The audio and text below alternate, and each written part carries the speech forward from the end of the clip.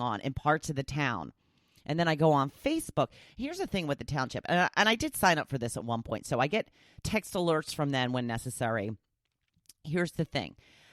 They send you a text, and about 3 minutes later, they call you and give you the same exact message without fail.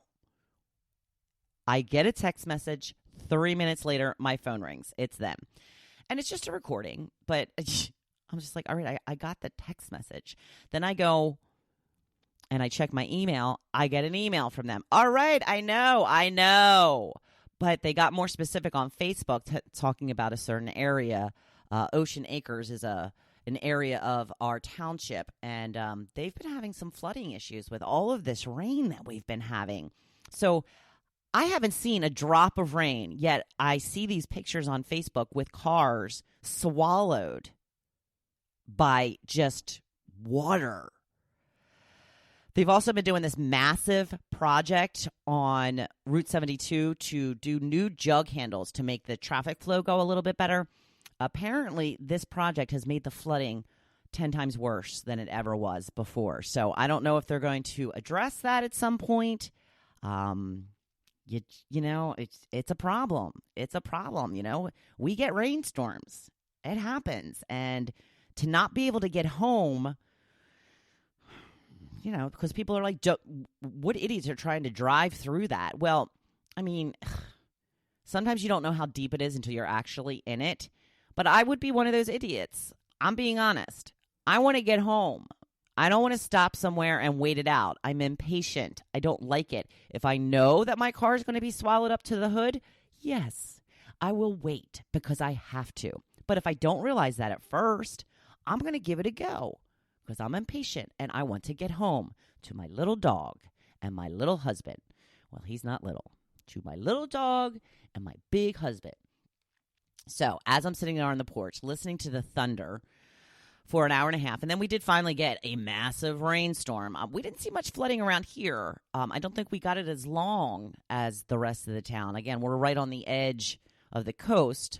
We, bank up to the barrier island. So I asked, do you love or hate a thunderstorm? I used to hate thunderstorms with a passion. They scare me. I don't like the big, loud claps of thunder. Even the bolts of lightning, when they're very severe, they kind of scare the bejesus out of me. So I still do indeed hate them when I'm sleeping. I don't like being woken up in the middle of the night by a loud clap of thunder, and then I can't get back to sleep because the room keeps lighting up from all the lightning. I have come to have a certain appreciation for them if I'm sitting in the house and watching from a safe place. Sometimes I do go out on the porch, get a little scared out there.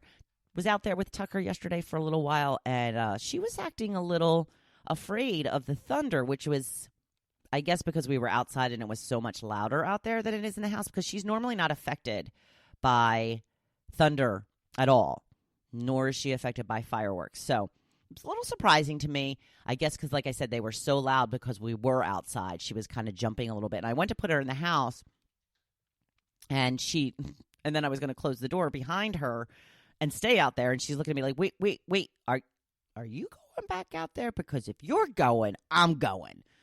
So we went back out there just for a little while. So I thought, all right, let me put this up as the topic, and I'm very surprised at how many people love them. Like, it's kind of insane to me. I got every single person that responded said that they love them, except for one. And that came late in the day. And I was, then I had one that said, I don't mind them. Jim says, I wouldn't say love. It was the only other one besides one person. Karen says, I absolutely hate them. I have hated them in the past too. I don't mind them as much. Like I said, if I'm awake and I can kind of watch it. But if I'm sleeping, still hate it. Jim says, I wouldn't say love, but I don't mind them unless I have a shaking, squealing animal in my house and the electric doesn't go out.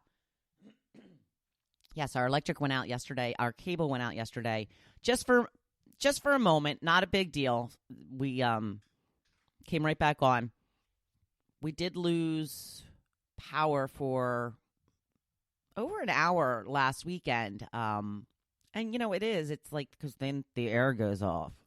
It's going to be 100 today, people. 100. So let's see. Some of the interesting responses I got. A lot of you responded to this, so thank you very much. Marcy says, I love it. The bigger and chunkier, the better. So I said, chunkier? She said, lots of thunderclaps. Okay. Excuse me. Bob says, I love thunderstorms are good, snow bad. Megan says, I love them as long as I'm settled in and they are not destructive. Let's see. What else? Michelle says, I love them. I love long storms with gentle, rumbling thunder. I don't really care for the loud, obnoxious clashes of thunder, though. Carol says, I love to watch the lightning and then see how long it takes for the thunder. My hair stands on end when it's lightning. I guess Carol likes having her hair stand on end. I'm not crazy about that feeling. Diane says, if I'm home, I love them. Gail says, I love them when I'm safe. Linda says, I love them as long as I'm not driving. And Connie says, I love counting how far they are. Let's see. Linda says, I love it if I'm home. I just raced out of Acme and beat it. Good for you, Linda. Mandy says, I love them unless I have to drive. I hate that. Yes, that is the absolute worst. Lorraine says, I love it, but my pups hate it. And Adele agreed with her. So, yeah, most of you guys really love a good old-fashioned thunderstorm. Me? Take it or leave it. I was afraid of thunderstorms always growing up. Whenever there was a thunderstorm, I would end up on my mom's bed.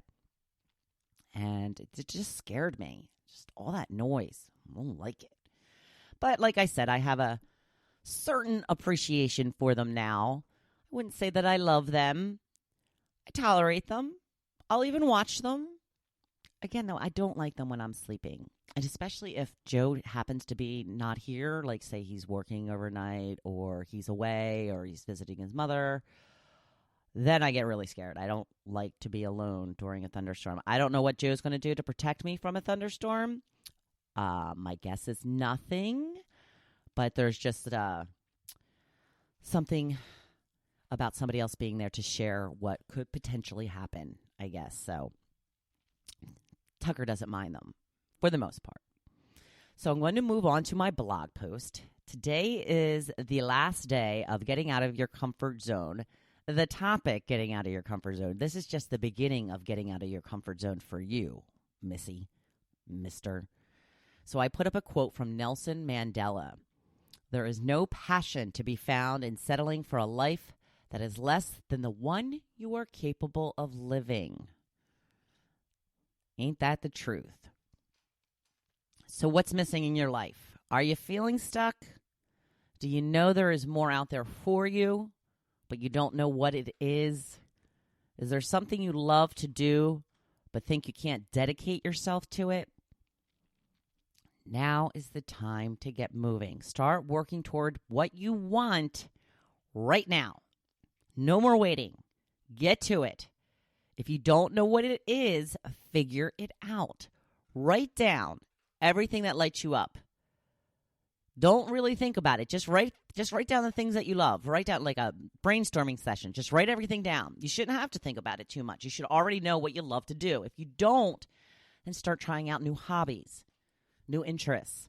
This is often how we find a passion of ours. I started writing as a little side gig. Now I'm writing every single day and hoping to make it my full-time gig. So once you know what you want more of in your life, then you need to start working toward making that happen. I don't know why I put a T on the end of that. It won't happen overnight. You have to take little deliberate steps every single day. And this is when it feels like work. This is when you need to break out of your comfort zone and do stuff you have never done before. You may not succeed right away. In fact, you probably won't. You will definitely make mistakes. But the only time we really fail is when we quit. Now, that's actually a good question to ask yourself to see if you're on the right track. Is this something that you want no matter how many times you get a door slammed in your face? No matter how many times you are told you need to work on it a little more and come back? No matter how often the people in your life will try to talk you out of it, because they will. Always keep in mind that many success stories were told they had no talent. J.K. Rowling had 12 publishers turn down Harry Potter and the Sorcerer's Stone. 12 publishers passed on that book, which turned into a series, which turned into a series of movies, which turned into a theme park. Yeah, it's a good thing she kept trying, right? Michael Jordan was not accepted to the varsity basketball team in his sophomore year of high school. He was deemed not good enough. Now, granted, he wasn't as tall as he is now then, but he was delegated to the junior varsity team. Again, good thing he kept at it. These are the stories you need to remind yourself of when you are feeling discouraged and like your dream may never come true. Use it to keep your motivation high, but know that it will entail you to do things you don't necessarily want to do, like continuously submitting manuscripts to publishers or continue interviewing for that job you've been dreaming of, despite being passed over, despite being not getting the job before, being passed over for a promotion.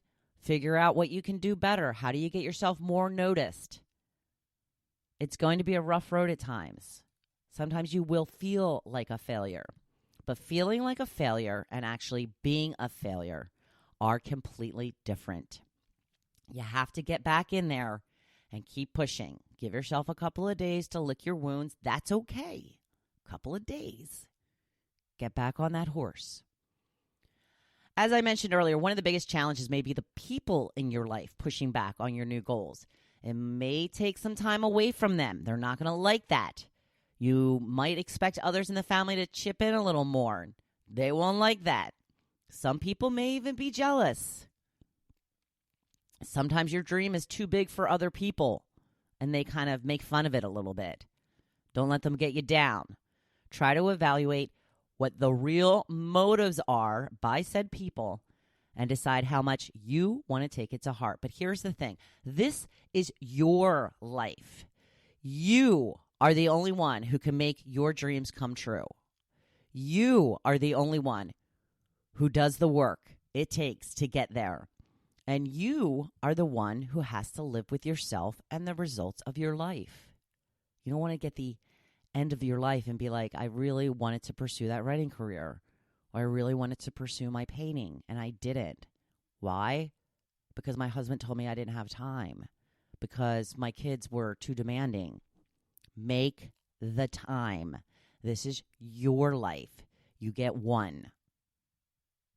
Make it count. So after losing my last job, I finally asked myself, how many times was I going to allow myself to be dismissed for reasons that had nothing to do with my work performance?